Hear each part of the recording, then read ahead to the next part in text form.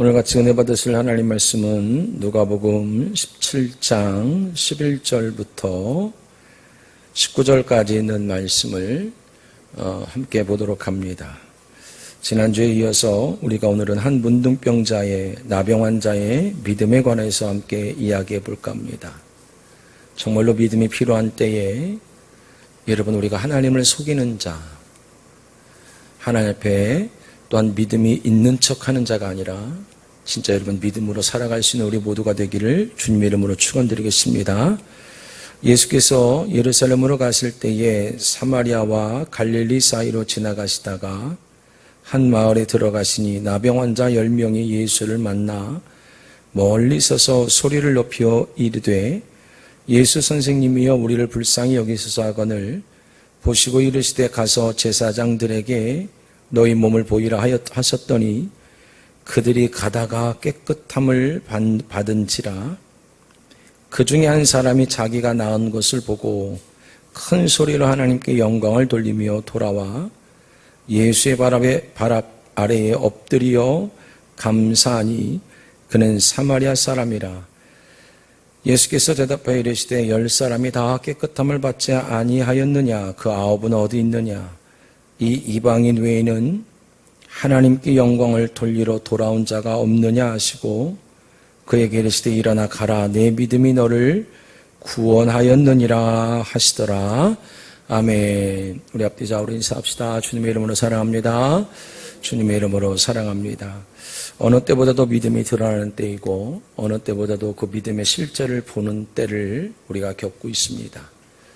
믿음 있는 척하지만 믿음이 없는 경우들이 사실은 허다하고 믿음보다는 사정을 가지고 이야기하고 사정을 따라 살 때가 참 많은 시대를 보게 되어집니다. 오늘 특별히 누가복음 17장은 누가복음 15장에서부터 계속해서 이어지는 이야기예요. 누가복음 15장에 예수님께서 세리와 죄인들과 식사를 하실 때에 바리새인들이 바로 예수님을 향하여서 비난하고 조롱을 하기 시작했지요. 그때 주님께서 잃어버린 것에 대하여서 이야기하셨어요. 양을 잃어버리는 경우 드라크마 그리고 탕자의 비유를 주님께서 이야기하셨지요. 하나님은 점점점 가치 있는 것에 대해서 이야기하고 그 이야기가 한 가지임을 우리 가운데 이야기했어요. 무슨 말이냐면 하나를 잃어버렸다는 겁니다. 종류는 여러 개인데 하나를 잃어버렸는데 회복이라는 단어는 우리가 무엇을 잃어버렸는지를 알 때에 회복이 되고 거기에 우리의 삶의 중심을 드릴 수가 있게 되어지죠.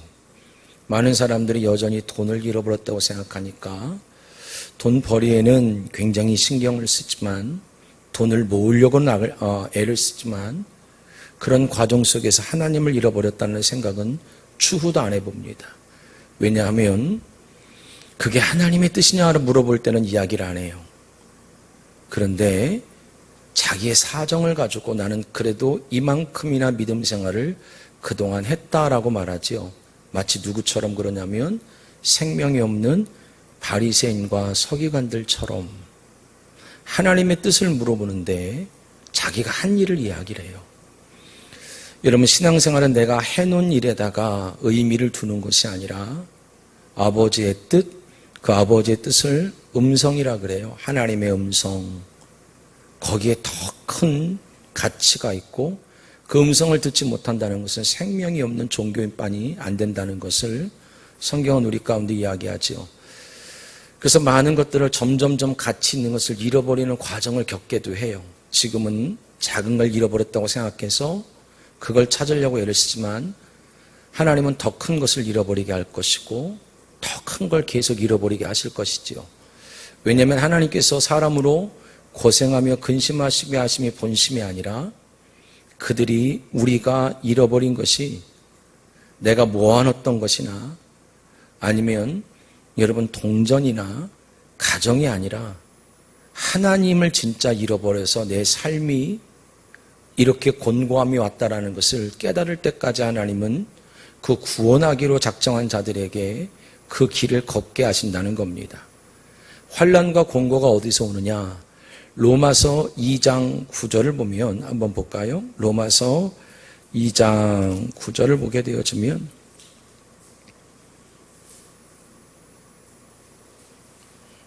자, 우리 같이 한번 읽어봅시다. 시작. 악을 행하는 각 사람의 영에는, 여러분 선악은 우리에게 있지 않죠? 하나님이 가지고 계신 기준이에요. 악을 행하는 각 사람의 뭐가 있다고요?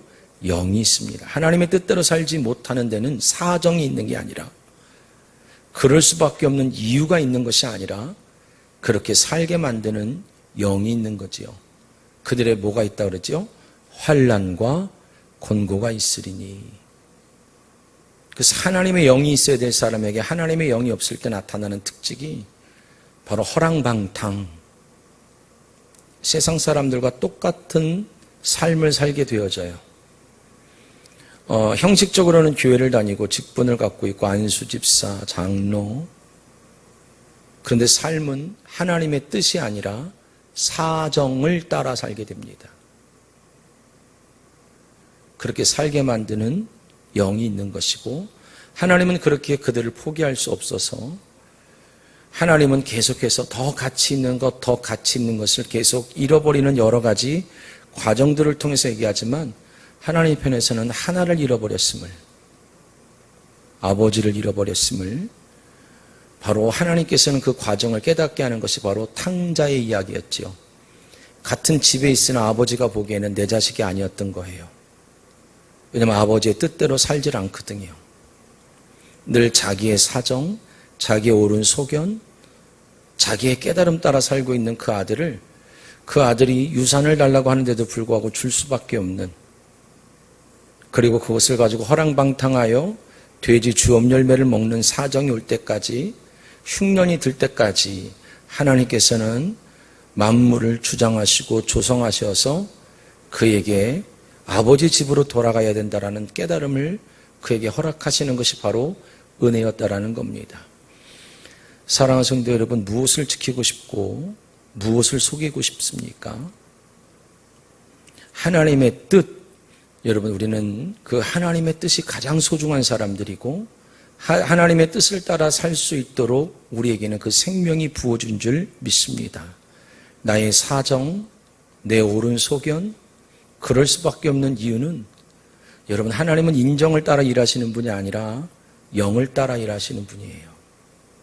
선악은 하나님이 갖고 계시고, 하나님 보시기에 좋았더라, 하나님 보시기에 선하더라는 이 선이라는 단어가 욥기 37장 5절에 보면 하나님은 놀라운 음성을 내시나니 하면서 하나님의 뜻대로 사는 것을 선하다고 말씀하시고, 하나님의 뜻대로 되지 않는 모든 것들을 악하다고 평가하시는 분이라는 겁니다. 하나님께서는 그러면서 누가복음 16장에서 바로 그들을 어떤 자라고 평가하냐면, 자, 누가복음 16장 14절 같이 볼까요? 자, 같이 한번 읽어봅시다. 시작. 바리새인들은 돈을 좋아하는 자들이라 이 모든 것을 듣고 비웃거늘. 그들의 특징은 돈이에요. 여러분, 돈으로 죄도 제일 많이 짓고, 돈으로 타락도 제일 많이 하고, 그것이 신앙의 목적인 줄 알고 살게 되어지는 것이 생명이 없는 그리스도인들의 특징이라는 겁니다. 직분과는 별 상관이 없는 것 같아요. 우리가 마태복음에 보니까 예수님께서 산상수훈 후에 하나님과의 관계, 예수님과의 관계, 성령님과의 관계가 회복되어지길 원하셔서 바로 여러 가지 이야기를 하시지요. 그러면서 구제, 바로 기도, 그리고 금식, 그 모든 것을 다시 가르쳐 주신 이후에 어떻게 구제해야 되고, 구제가 무엇이고, 기도가 무엇이고, 무엇을 구해야 되고, 또 금식이라는 것은 나를 어떻게 비춰보기 원하시는지를 하나님은 원래 뜻을 알려주신 다음에, 많은 이 세상에 있는 사람들은 하늘에다가 여러분 보물을 쌓아두라는 말을 어떻게 이해하고 살았냐면, 모든 성경을 가지고 돈이 되는 이야기로 만들어버린다 그랬죠. 왜요? 그들은 뭘 좋아하니까? 돈을 좋아하니까. 예수 파리들이 굉장히 많습니다. 예수를 빙자해서 얼마나 많은 이윤을 남기는 그러한 회사들이, 그리고 모든 성경을 그렇게 가르치지요. 돈이 되는 성경. 돈을 좋아하니까. 생명에는 관심이 없어요. 우리가 하나님의 뜻대로 사는 건 관심이 없어요. 어떤 법칙과 어떤 기가 막힌 성구 몇 개를 뽑아서 돈이 되어지는 예수를 만나야겠거든요. 그래놓고 혼자 취하는 거예요. 그 돈으로 예수께 영광을 돌리겠다고요. 근데 여러분, 하나님의 생명이 없는 자들은 그렇게 영광을 돌릴 수 있는 것이 아니에요. 영광이란 말이 독사인데요. 그 뜻이 뭐냐면 빛을 받아 비추다 이 뜻이에요. 무엇인가 해놓는 것을 영광이라고 말하지 않고 하나님의 생명을 받아서 우리를 통하여서 그 하나님의 뜻이 이루어지는 게 영광인데, 돈을 좋아하고 세상에 타락단 예수 파리들이 얼마나 여러분 예수라는 그 복음을 가지고 돈으로 변질시킨 세대인 줄 모릅니다. 그러니까 누가복음 16장 9절에 주님께서 제자들보다, 이 시대에 있는 제자들보다 어떤 집에, 기름을 파는 집에 종이 더 지혜롭더라는 거예요. 왜냐하면 그는 여러분 자기가 쫓겨날 날 마지막 때를 알기 때문에 이 땅을 준비하는 것이 아니라 어디를 준비한다 그랬죠? 주 앞에 설 날을 준비하고 그날을 기대하고 사는 것, 이게 바로 믿음이라 그러면서 16장 9절에 내가 너희에게 말하노니 불의의 제물로 친구를 사귀라. 그래야면 그 제물이 없어질 때에 그들이 너희를 영주할 처소로 영접하리라. 영주할 처소로 영접할 친구는 1차 친구는 누구라고 우리가 말씀드렸죠? 예수 그리스도. 돈을 좋아하는 바리새인들은 이 물질로 예수와 가장 먼저 원수가 됩니다. 그러니까 어찌됐건 여러분, 주님은 우리에게 무엇이든지 부유해 주시는 것, 넘치게 주시는 것으로 땅에 쌓아놓으라고 주신 것이 아니라 바로 하나님께서 우리로 하여금 예수님께서 보내기 원하시는 아버지의 마음을 가지고 그곳에서 아버지의 뜻대로 누군가를 섬기며 하나님의 나라가 이루어지고 우리에게 주신 그 풍성한 것으로 복의 통로가 되어져서 여러분, 아버지의 사랑이, 아버지의 눈물이, 아버지의 은혜가 흘러가는데 저와 여러분이 쓰임받기를 주님의 이름으로 축원드리겠습니다. 그런 연후에 주님께서는 또 하나의 비유를 얘기했죠. 바리새인들이 가장 좋아했던 이야기, 바로 이 땅에서 많은 돈을 벌고 자기들이 수고한 이 수고를 가지고 하늘에서 상급이 다를 것이고 축복을 받을 거라고 믿고 있었던 그들에게 그 이야기를 정반대로 바꿔서 하신 말씀이 바로 거지 나사로와 바로 부자 이야기를 하지요. 그런데 여러분, 정말로 충격적인 것은 그 부자들이 천국을 들어간 것이 아니라 거지 나사로가 들어갔다는 이야기를 하는 거예요. 부자가 되고 싶어서 예수를 믿었는데 주님은 거지가 들어간다는 겁니다. 왜냐하면 하나님께서 말씀하시는 부와 가난의 기준은 달라요. 왜? 하나님이 말씀하시는 선과 악의 기준이 다르고 하나님이 말씀하시는 말씀이 영으로 풀려야 되는데 돈으로 푸는 자와 전혀 이해가 정반대지요. 그래서 여러분, 일부러 나사로란 이름을 이야기했던 이유는 나사로는 죽었다가 산 자의 대명사였어요. 우리는 여러분, 죽었던 우리가 다시 살아난 은혜를 입은 자인 줄 믿습니다. 여전히 살아계신 하나님과 신앙생활하는 것, 바로 부활신앙을 가지고 살아계신 주님과 동행하는 그 신앙을 요구하셨고, 나사로란 뜻은 또 뭐라 그랬어요? 도움이 없이는 살 수 없는 자. 사람의 도움이 아니라, 교회 성도들의 도움이 아니라 하나님의 도움이 없이는 스스로 설 수 없는 자가 바로 우리들이라는 겁니다. I will, 내가 뭔가 해내는 자가 아니라 그가 뭐라고 말씀하셨는지를 받아들이고 사는 자, 그게 나사로라 그랬어요. 우리를 하나님은 이 땅에서 진짜 구원에 이르도록 나사로라는 은혜를 따라가면서 이 땅의 부자가 아니라 야고보서 2장 5절에 보니까 믿음의 부유한 자로 우리를 지금도 만들고 있음을 믿기를 주님의 이름으로 축원드리겠습니다. 그 연후에 주님께서 이 17장을 마무리 짓는 장면이에요. 1절부터 19절까지가 지금까지 했던 이야기를 주님께서 다시 믿음이 무엇인지를 저와 우리 모두에게 주님께서는 이야기하고 있습니다. 그러면서 17장 1절에 이렇게 말씀합니다. 예수께서 제자들에게 이르시되 실족하게 하는 것은 없을 수는 없으나 그렇게 하게 하는 자에게는 화로다. 그가 이 작은 자 중에 하나를 실족하게 할진대 차라리 연자 맷돌이 그 목에 매여 바다에 던져지는 것이 나으니라. 여러분, 실족하게 하다, 스칼날론이라 그래요. 넘어지게 하다, 함정을 파다. 자, 잘 들으셔야 돼요. 이 시대에 여러분, 실족하게 하는 자가 누구냐면 단순히 교회 다니면서 상처 주는 사람 이런 얘기가 아니라 그 사람을 영적인 죽음에 몰고 가는 상황을 얘기를 하는 거예요. 연자맷돌을 메고 죽는 것보다 더 악한 것이 실족해 하는 거고요.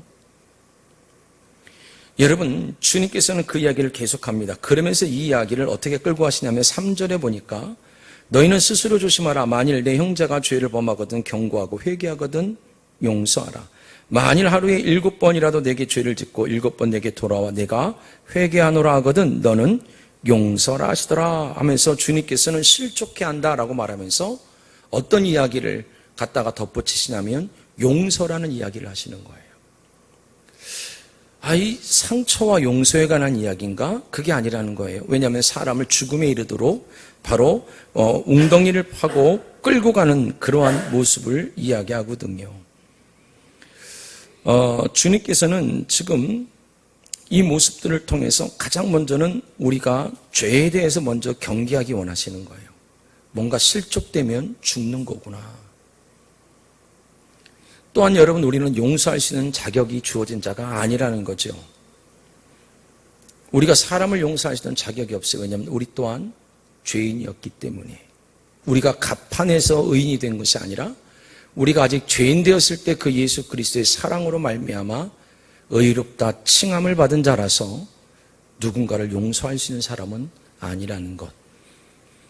그러면서 이 이야기를 꺼내시는 이유는 내가 받은 용서를 또한 기억해내기 원하신다는 거지요. 자, 주님께서 믿음을 설명하면서 죄에 대해서 경계하라.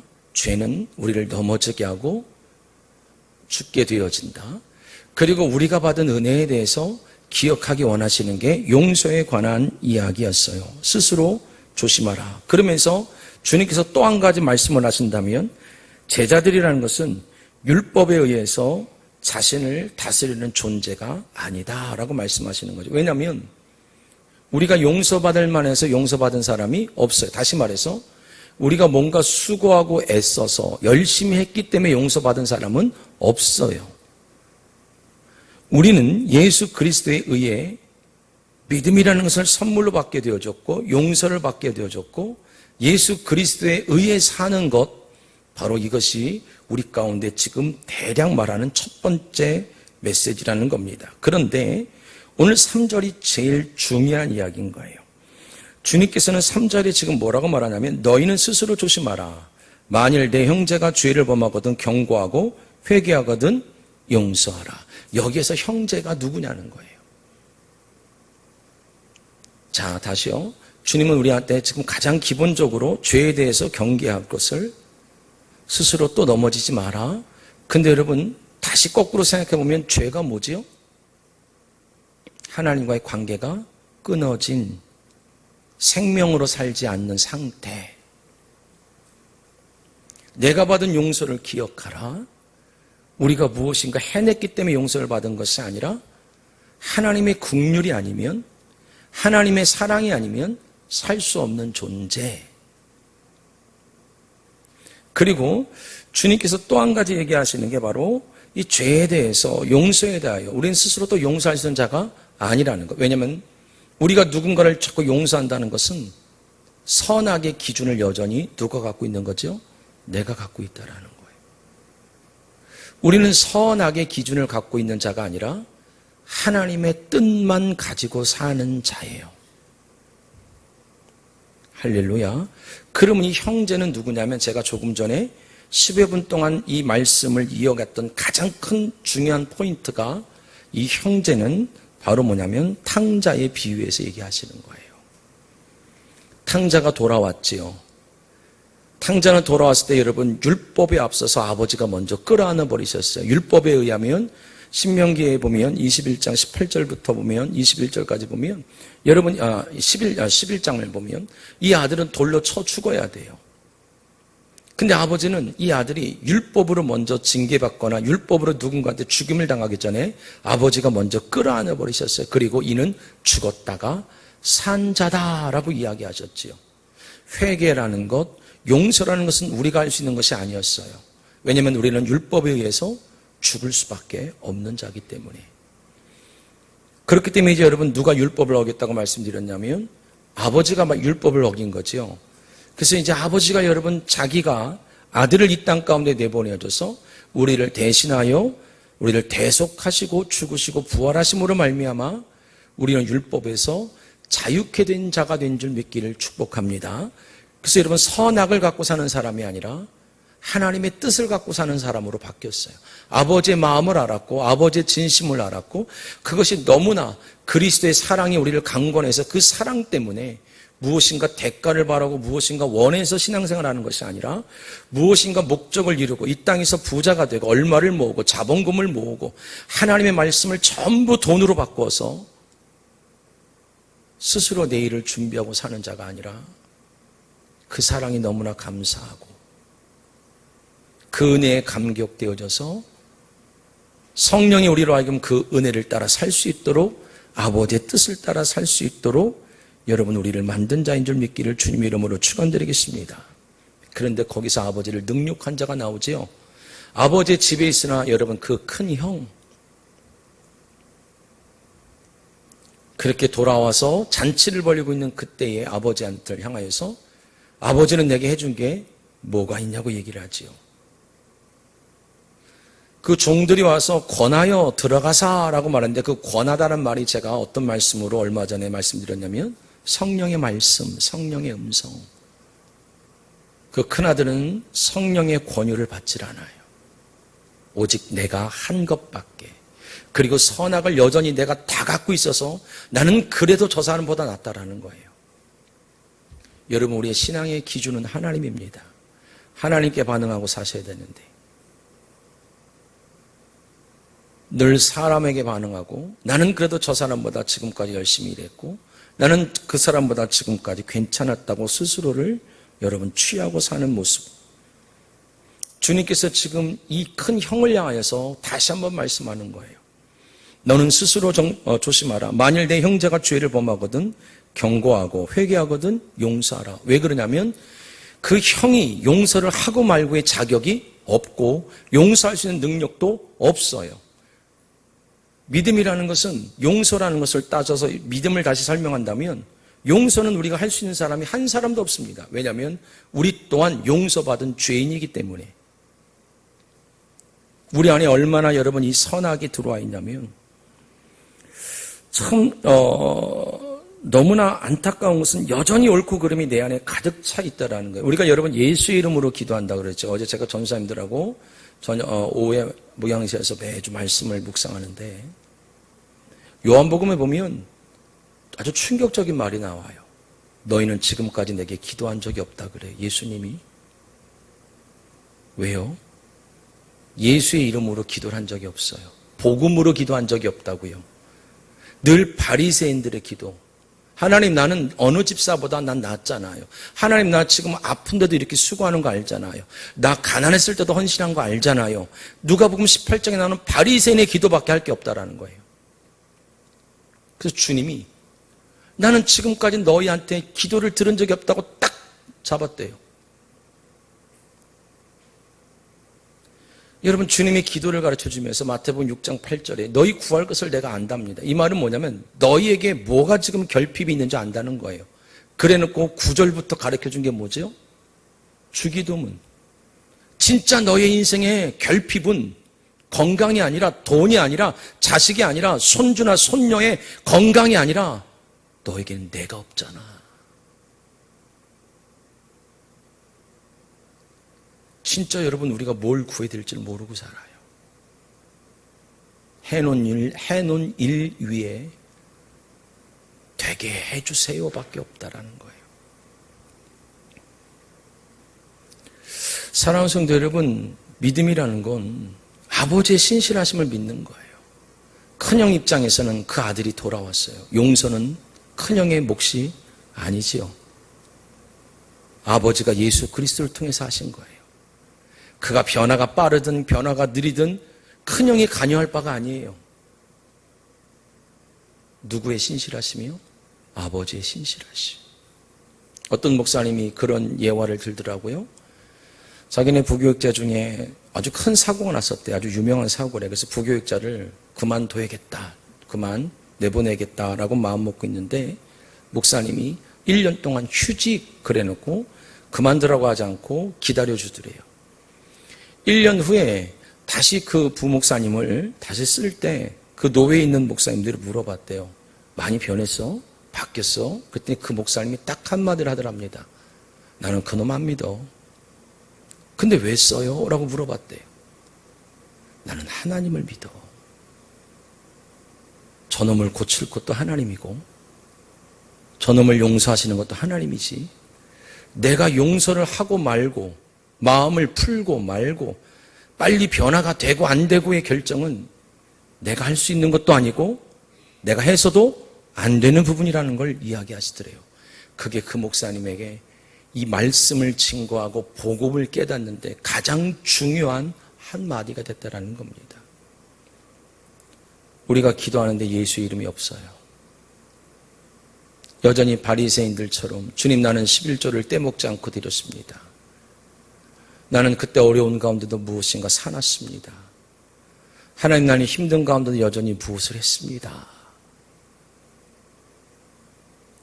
믿음이라는 건 주님께서 지금 이 첫 번째 그 큰 형을 통해서 우리 가운데 깨닫기 원하시는 가장 첫 번째가 아버지를 믿는 거라는 거예요.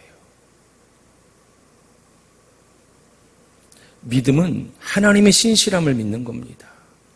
우리에게 약속하신 하나님은 약속을 이루실 것이고 예수 그리스도를 통하여서 십자가에서 모든 질병과 가난과 저주를 끊으신 분은 믿음 안에서 얼마든지 그 모든 것들을 해결하실 줄 믿습니다.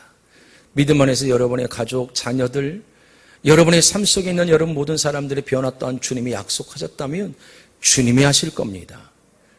우리가 무엇인가 용서를 하고 안 하고 누군가를 비교적으로 상대적으로 나는 저 사람보다 믿음이 나아 저건 믿음이 아니야 라고 스스로 정죄하는 것은 주님께서 너는 여전히 율법을 네 안에 품고 어찌 내게 은혜를 받는다고 얘기를 하고 있느냐고, 여전히 너희 안에 두 마음이 있는 것 아니냐고. 야고보서 1장에 보니까 그래서 두 마음을 품고 구하면 아무것도 얻지 못할 거라고. 사랑하는 성도 여러분, 예수로 기도하기 바랍니다. 우리가 받은 은혜로 기도하기 바랍니다. 우리에게 주신 약속으로 기도하기 바랍니다. 우리가 받은 긍휼을 따라 살길 바랍니다. 우리가 받은 하나님의 약속을 이루신 예수 그리스도의 뜻을 따라 살기를 주님의 이름으로 축원드리겠습니다. 여전히 선악의 주체가 나라면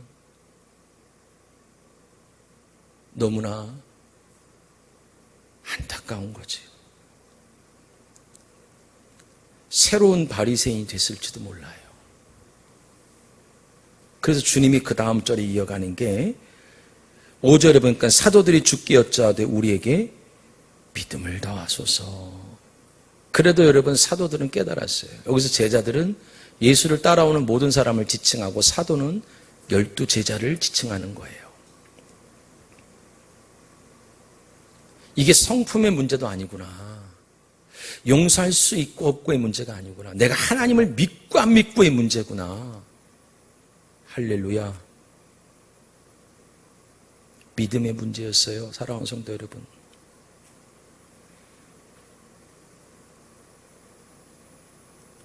그래도 여러분 이 사람들은 이것이 성품의 문제, 참을성의 문제가 아니라 어떤 문제였다고요?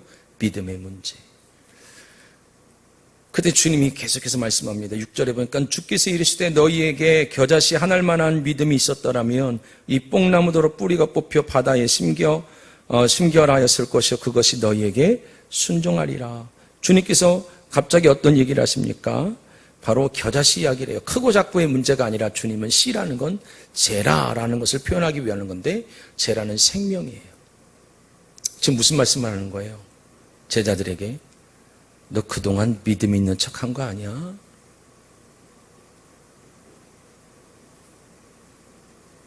여전히 선악을 다 품고 있으면서 내 앞에서 믿음 있는 척 한 거 아니야? 사랑하는 성도 여러분, 믿음은 생명력입니다. 우리가 무엇인가 해놓은 것에 의미가 있는 것이 아니라, 쌓아놓은 것에 의의가 있는 것이 아니라, 나는 예수 그리스도의 생명을 받은 자냐는 거예요. 용서를 통해서 우리에게는 생명이라는 게 왔어요. 하나님과 교제할 수 있게 되어졌고, 하나님과 한 마음을 품을 수 있게 되어졌고, 꼬리로 사는 자가 아니라 하늘의 것 머리로 사는 자가 됐다는 거예요. 사랑하는 성도 여러분, 믿음은 내가 무엇인가 해내는 것이 아닙니다. 내 안에 계신 아버지의 생명이, 아버지의 말씀이, 아버지의 성령이 늘 두 마음을 품을 수밖에 없는 내 마음을 주장하여 주시고 통치하여 주시고 아버지의 뜻대로 우리를 인도해 가시는 줄 믿기를 주님의 이름으로 축원드리겠습니다. 주님은 계속해서 이야기를 이어가시는 거예요. 너 아직도 율법 품고 있는 거 아니야?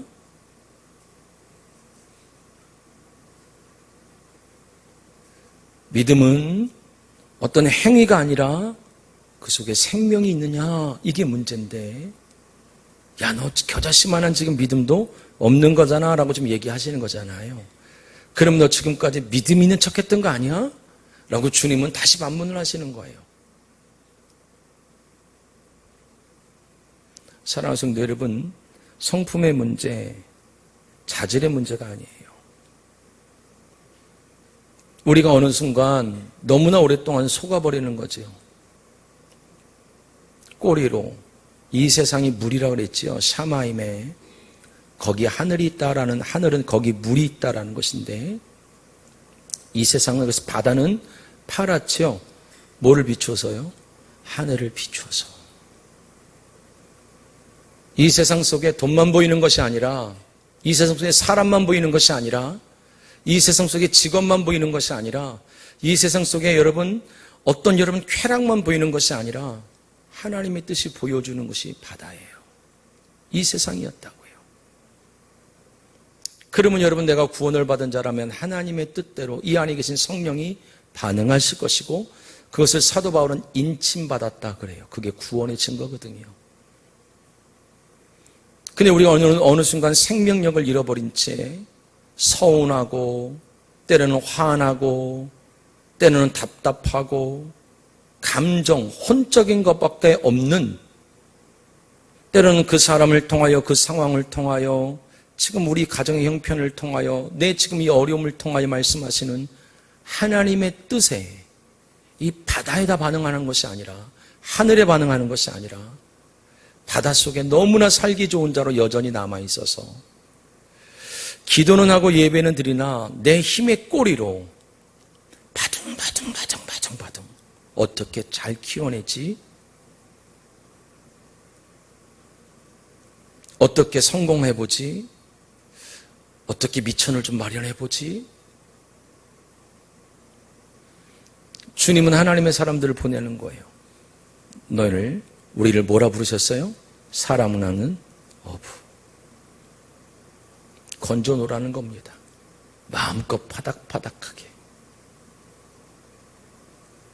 제자들이 오병이어의 기적 이후에 바다를 건너가야 됐죠. 밤새도록 뭘 해요? 노를 저어요. 어쩌면 주님이 우리에게 기다리시는 거예요. 주님은 생명을 원하는데 늘 걱정과 염려, 내일 염려는 내일 족하니라. 내일이라는 것은 우리가 손 하나 까딱할 수 없는 시간이라는 거. 그런데 내년, 내일, 언제까지 우리가 그것을 다 책임져야겠다고 또 열심을 품어. 내가 이렇게 열심히 우리 가정과 내 삶을 위해서 애쓰는데 아무도 안 도와준다는 거예요. 꼬리를 치다가 노를 젓다가 힘드니까 그 모든 원망이 주변으로 다 날아가요. 거꾸로 물어보는 거, 하나님의 뜻은 어딨냐고. 사랑하는 성도 여러분, 믿음이라는 것은 우리의 힘과 노력이 아니라 하늘의 것으로 사는 거예요. 성실하셔야죠. 고민도 하셔야죠. 근데 여러분, 하나님의 뜻대로 하는 고민은, 하나님의 뜻대로 하는 회개는 우리 가운데 구원에 이르는 회개를 이루는 것이요. 여러분, 세상의 염려가 아니라 아버지의 뜻대로 고민하고 염려하기를 축복합니다. 거기서 하나님의 뜻을 찾는 거예요. 내일은 누구 것이라고요? 아버지 것이에요. 우리가 내일을 위하여 준비할 수 있는 것 딱 하나예요. 여호수아 7장 볼까요? 실패하고 넘어지지요. 때로는 여러분 꼭 그 일이 아니라도 좋은 거잖아요. 하나님께서 여러분의 일에 복 주시는 건 아니에요. 그렇죠? 하나님은 나라는, 여러분이라는 사람에게 복 있게 하시는 거예요. 근데 그 일이 안 된다고 우겨버리면 안 돼요. 그 방법이 아니면 안 된다고 우기면 안 돼요. 왜냐하면 내일은 그걸로 준비될 수가 없어요. 내일은 우리의 것이 아니니까. 7장 12절 같이 봅시다. 13절 볼까요? 13절 시작. 너는 일어나서 백성을 거룩하게 하여 이르기를 너희는 내일을 위하여 뭐 하라고요? 스스로 거룩하라. 내일을 위하여 염려하지 말고, 내일을 위하여 디모데 4장 5절에 보니까 하나님 말씀과 기도로 거룩하여지느니라. 종교를 붙들고 계시는 것이 아니라 그 가운데 다 주실 수 있는 하나님이, 다 책임지실 수 있는 하나님이 우리를 이 상황 가운데 두신 아버지의 선한 뜻이 있음을 믿고 하늘의 것으로 내일을 준비합시다. 내일을 염려해서 밤잠을 못 자고 우리 자녀들의 10년을 걱정해서 더 건강해져야 되고 더 돈벌이가 괜찮아야 되고, 가끔은 여러분 어디 속한 사람인가가 궁금할 때가 참 많아요. 내일은 우리가 숟가락 하나 간섭할 수 없는 시간인데도. 사랑하는 성도 여러분, 주님이 그들한테 말하는 거예요. 너 지금까지 믿음 있는 척한 거 아니야? 진짜? 믿음은 생명입니다. 종교가 아니라 오늘 이 나라가, 교회가, 가정이 때로는 힘들 수 있어요. 그래도 우리에겐 내일이 있습니다. 그래서 오늘도 기도하는 거죠. 그래서 예배 드리는 거죠. 그래서 여러분, 내일을 향하여 쉽게 절망하거나 좌절하는 것이 아니라 말씀과 기도로 거룩하여지기를 축복합니다. 그러면서 주님께서 또 이야기를 하세요. 계속 이야기를 이어가시는데 7절부터 보니까, 너희 중, 본문 7절부터 보니까 누구에게 밭을 갈거나 양을 치거나 하는 종이 있어 밭에서 돌아오면 그더러와 앉아서 먹으라 말할 자가 있느냐? 도리어 그더러 내 먹을 것을 준비하고 띠를 띠고 내가 먹고 마시는 동안에 수종 들고 너는 그 후에 먹고 마시라 하지 않겠느냐? 명한 대로 하였다고 종에게 감사하겠느냐? 이와 같이 너희도 명령받은 것을 다 행한 후에 이르기를 우리는 무익한 종이라 우리가 하여야 할 것을 한 것뿐이라 할지니라. 아멘. 참 여러분 중요한 얘기죠. 무익한 종. 여러분, 이 무익한 종이라는 뜻은 바로 뭐냐면 이익과 손해의 뜻이 아니에요. 우리가 자꾸 오해하는 게 뭐냐면 하나님께 뭔가 이익을 남겨드리고 싶어요. 지금 손해를 본다고 여러분 잘못하는 거 아니에요. 아멘. 무익하다는 얘기는 그런 얘기가 아니에요. 이게 우리가 아직도 이 마음에 율법밖에 없어서 초기 복음밖에 없는 거, 구원받은 복음. 뭔가 남겨드려야 될 것 같아. 뭔가 우리 아이들을 통해서 해드려야 될 것 같아. 그러니까 여러분 말씀을 봐도요, 하나도 안 읽혀요, 사실은. 뭘 하라 하면 되게 쉬운데 주님이 서술형으로 얘기하면 못 알아들어요. 근데 어떻게 또 주의 음성을 듣는지도 나는 그게 또 신기한 거예요. 주님이 무익한 종이라는 건 지금 성경들은 거의 둘로스라는 단어로 바꿔요. 왜냐하면 원래 단어는 슬레이브예요. 노예. 이 종은 주인의 이익과 주인의 손해와 상관이 없어요. 종에게 가장 중요한 원하는 믿음은 바로 뭐예요? 명한 대로 하였다고. 생명력은 들은 대로 하는 거예요. 말씀하신 대로 사는 거예요. 아버지의 뜻을 따라 사는 거예요. 그래서 여러분, 하나님의 뜻을 구하지만 데살로니가서 4장 3절에 보면 하나님의 뜻은 이것이니 너희의 거룩함이니라. 근데 여러분, 바리새인, 율법, 아직도 종교 속에 있는 사람들은 명한대로가 중요한 것이 아니라 이렇게 해놓으면 기뻐하실 것 같은 거예요.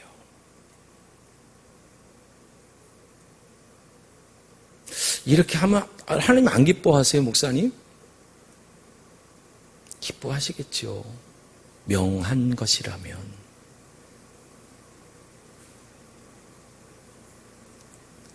우리가 얘기했지요. 그 며칠날에 아이는 나누는 것으로 사람이 되는 게 아니라고요. 어디로 낳는 걸 알았죠? 입으로. 말에 반응을 못하는 게 가장 못 키우는 거예요. 신앙생활은 하나님 말씀에 반응하는 거예요.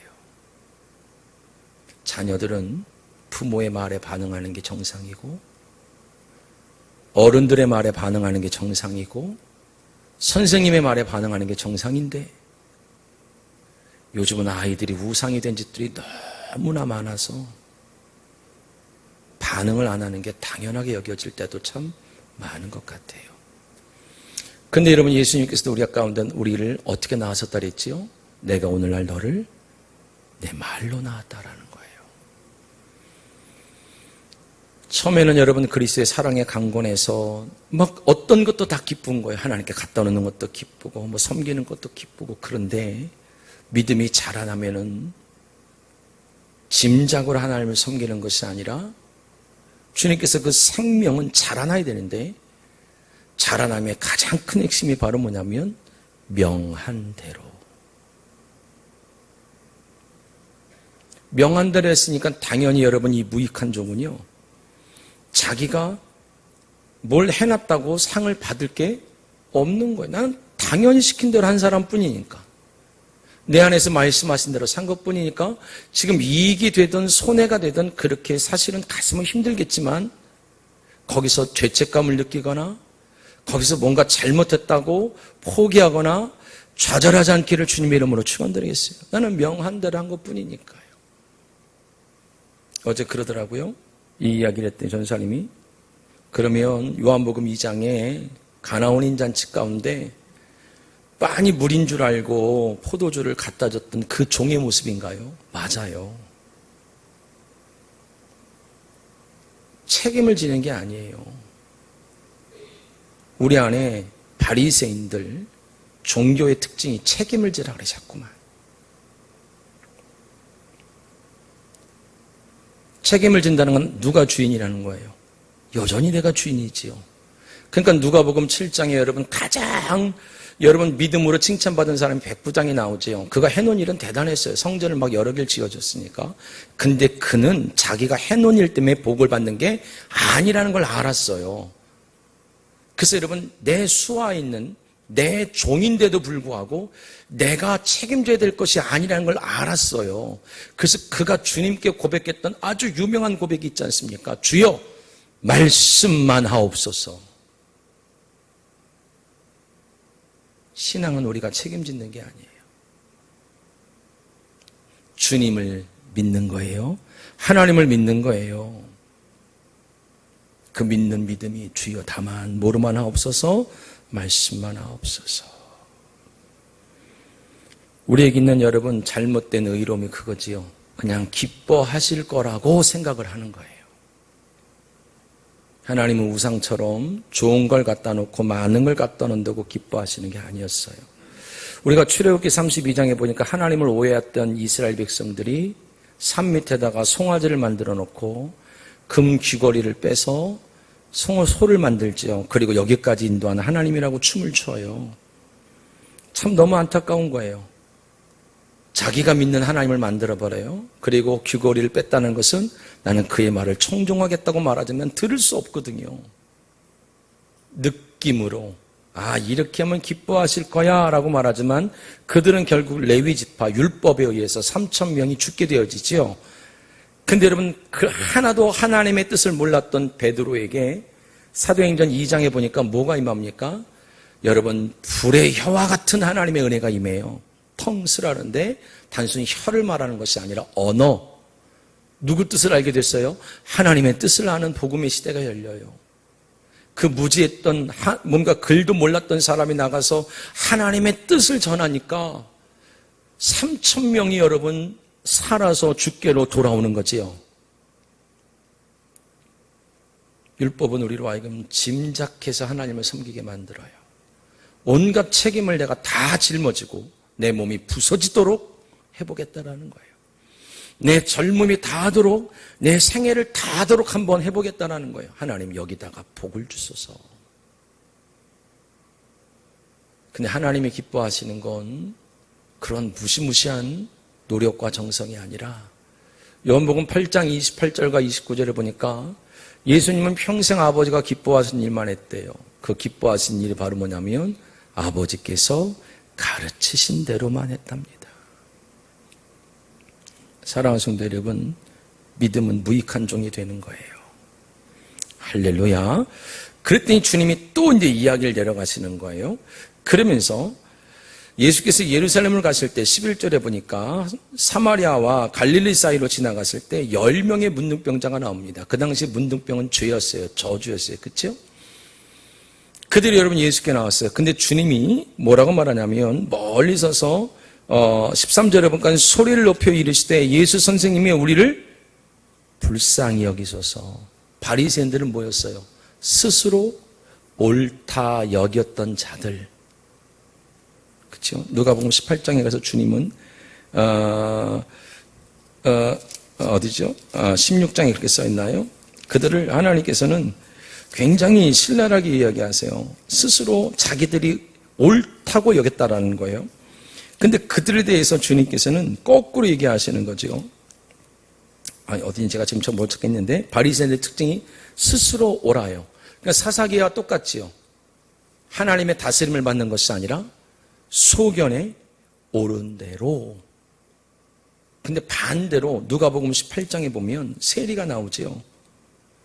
그들은 13절에 보니까 세리는 멀리 서서 감히 눈을 들어 하늘을 쳐다보지도 못하고 가만 가슴을 치며 이르되 하나님이여 불쌍히 여기소서 나는 죄인이로소이다.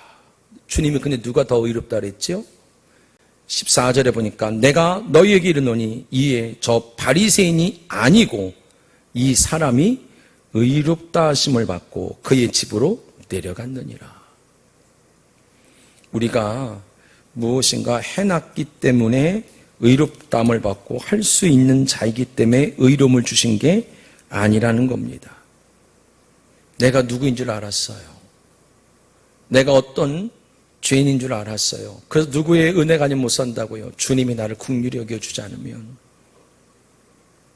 주님이 나의 불쌍히 여겨주지 않으면, 주님의 은혜가 아니면 살 수 없는 자라는 걸 알았어요. 그게 의롭다함이라는 거예요. 오늘 여러분 주님께서 큰 형과 정반대되는 고백을 듣게 하는 거예요. 주여 나를 어떻게 여기소서? 불쌍히 여기소서. 그래서 누가복음 7장에 보면 16절인가요? 거길 보게 되어지면 어떤 단어가 나오냐면 하나님께서 여러분 한 어머니가 자식이 죽은 것을 메고 나왔을 때 그 어머니도 그 죽은 자식도 아무도 요청하지 않는데 주님이 그 자식을 일으키지요. 그러면서 그들이 어떻게 얘기하냐면, 자 읽어봅시다. 시작. 모든 사람이 두려워하여 하나님께 영광을 돌려 이르되 큰 선지자가 우리 가운데 일어나셨다 하고 또 하나님께서 자기 백성을 돌보셨도다. 믿음이라는 건 하나님이 일방적으로 자기 백성을 돌봐주시는 거예요. 대가를 치르는 게 아니라. 어머니 믿음 아니었죠? 죽은 자식의 믿음 아니었지요. 주변 사람의 믿음이 아니었지요. 주님이 말하는 거예요. 누구의 믿음이 아니라 하나님이 그를 불쌍히 여기셨는데, 하나님이 우리를, 자기 백성을 불쌍히 여기시는 방법이 우리 가운데 뭘 주신다고요? 믿음을 주시는 거예요. 행위에다 주시는 게 아니라. 그러니까 여러분, 오늘 이 친구가 불쌍히 여기소서라고 말하니까 14절에 보니까 보시고 이르시되, 누가복음 17장 14절에 보니까 가서 제사장들에게 너희 몸을 보이라 하셨더니 그들이 가다가 깨끗함을 받은지라.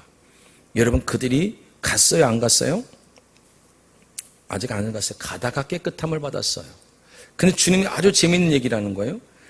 가서 제사장들에게 너희 몸을 보이라 라고 말씀했더니 그들은 단 한마디 토도 달지 않고 어떻게 해요? 그들이 가는 거예요. 자, 무익한 종이 뭐라고요? 명하신 대로, 말씀하신 대로. 오늘 여러분 말씀하신 대로 하나님의 뜻에 반응하다가 그 반응 자체가 하나님의 긍휼을 입어서, 하나님의 사랑을 입어서 여러분 오늘 가다가다 깨끗함을 받고 회복되기를 주님의 이름으로 축원드렸어요. 다 깨끗함을 받아요. 그런데 문제는 뭐냐면 15절부터 보니까 그 중에 한 사람이 자기가 나은 것을 보고 큰 소리로 하나님께 영광을 돌리며 돌아와 예수의 발 아래에 엎드려 감사하니 그는 사마리아 사람이라. 예수께서 대답하여 이르시되 10사람이 다 깨끗함을 받지 아니하였느냐? 그 9은 어디 있느냐? 몇 명만 돌아왔어요? 한 사람만 돌아왔어요. 그렇죠? 근데 그들은 아직 제사장에 갔어요? 안 갔어요? 안 갔지요. 가다가 치움을 받았지요. 예수님은 그들에게 누구한테 가라 그랬죠? 제사장한테 가라는 거예요. 여러분, 신앙생활에 가장 오해 중에 하나가 뭐냐면 이 9처럼 뭔가를 내 믿음을 통해서 얻어냈다고 자꾸 믿는 거예요.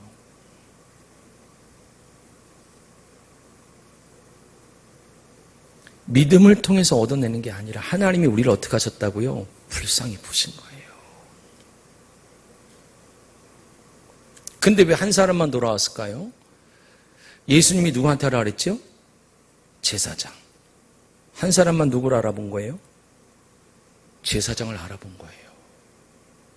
병 치료는 받고 취직은 되고 돈은 벌고 많은 것들은 되어지는데 여전히 주님 앞에 오질 않아요. 여전히 주님과 상관이 없어요. 그 믿음 아닙니다. 예수가 누구인지를 모르는 거야, 아직도. 자, 문둥병자는 레위기나 민수기에 보게 되어지면, 레위기 여러분 13장과 14장, 민수기 여러분 5장 이런 데 보게 되어지면 문둥병은 제사장이 없이는 치료가 불가능한 사람이에요. 그래서 7번 씻고 귓볼과 오른손과 엄지발가락에 피를 바르고 거기에 제사장이 소재와 기름을 부어요. 그러니까 여러분 오른 귀, 오른손, 오른발이니까 몇 번 기름을 붓는 거죠? 3번. 한마디로 이 문둥병이 치료될 수 있는 유일한 방법은 이게 3번. 오른 귀, 오른손, 오른발에 기름을 붓는 것이 누구한테 기름 부을 때 이렇게 하냐면 제사장을 기름 부을 때 하는 행위예요. 누구랑 하나가 되지 않으면, 주님과 하나가 되지 않으면, 제사장과 하나가 되지 않으면 문둥병자는 나을 수가 없어요. 믿음이라는 건 우리가 원하는 어떤 소유, 목적을 달성하는 게 믿음이 아니라 주님과 내가 하나가 되지 않으면 믿음이 아닌 거예요. 다 샤머니즘이지. 우리는 예수 그리스도와 통일되어 주님으로 하나 되어 천국 백성이 되는 줄 믿기를 주님의 이름으로 축원드리겠어요. 사마리아 사람만 예수가 누구인 줄 알았던 거예요. 예수가 제물이었음을, 예수가 대제사장이었음을, 내가 그 대제사장과 그 제물과 하나가 되지 않으면 구원을 받을 수 없다라는 거. 그래서 오늘 그걸 믿음이라고 말하는 거예요. 내 믿음이 너를 구원하였느니라. 사랑하는 성도들, 말씀을 마칠게요. 믿음은 속의 목적을 얻는 게 아니에요. 주님과 하나 되지 않고는 우리는 주 앞에, 하나님 앞에 갈 수가 없어요. 그 사랑이 아니면, 그 긍휼이 아니면, 나를 먼저 품어주신 그 십자가가 아니면 아무것도 아니에요. 많은 사람들이 응답받았대요. 뭘로 응답받았어요? 기도하셔서요? 그럼 계속 응답받아야죠. 응답은 그렇게 오는 게 아니라고요. 하나님이 우리를 불쌍히 보셔서 주시는 것뿐이에요. 우리가 하나님과의 관계가 올바르니까 그냥 그 올바른 관계를 누구한테 이어주고 싶어서 자녀의 복, 물질의 복, 건강 복을 더하여 주시는 거예요. 근데 자꾸 우리가 믿음을 또 다른 바리새인이 돼버린 거예요. 우리 자녀들이 내가 기도해서 학교를 들어가고 취직을 했대요. 9인데 하나님이 진짜 그런 응답을 주실까? 여러분, 아버지께로 가는 게 회개인데, 아버지께로 가는 게 구원인데, 예수와 내가 하나가 되지 않으면, 십자가에서 하나가 되지 않으면, 그래서 주와 함께 죽고 주와 함께 사는 게 구원이에요. 우리 안에 아직도 용서할 게 많아요. 아직도 선악과를 계속 붙들고 있잖아요. 하나님께 반응하기보다는, 말씀에 반응하기보다는 어디에 더 많이 반응해서 그 믿음을 사용하고 싶어 하시는 거예요.